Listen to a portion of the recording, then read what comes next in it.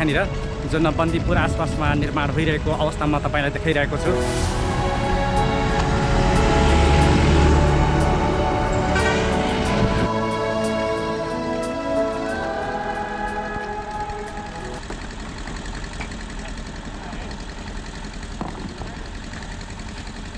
दर्शकवृन्द नमस्कार, फेरि पनि आज अर्को नयाँ भिडियोमा स्वागत छ।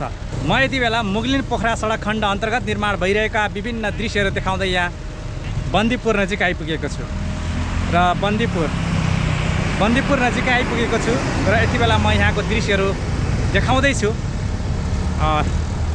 भिडियोलाई अन्त्यसम्म हेर्नु होला।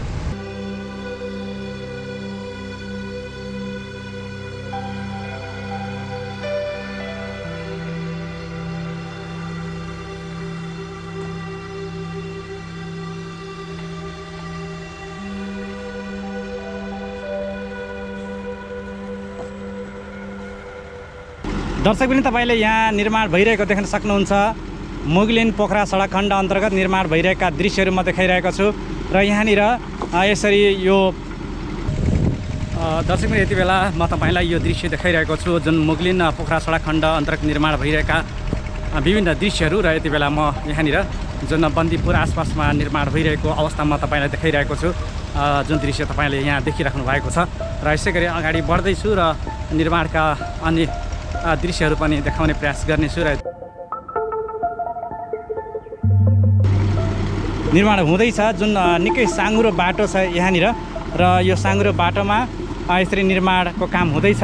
यहाँनिर यो दृश्य तपाईले देख्न सक्नुहुन्छ यति बेला। र मुगलिन पोखरा सडक खण्ड 4 लेनको निर्माण हुँदैछ यति बेला र यो 4 लेनको सडक विस्तारको क्रममा यति बेला तपाईले यो दृश्य देख्न सक्नुहुन्छ। यहाँनिर जुन 4 लेनको सडक निर्माण हुँदैछ र यो सडकको निर्माण यसरी हुँदैछ र तपाईले यो दृश्य यहाँनिर देख्न सक्नुहुन्छ।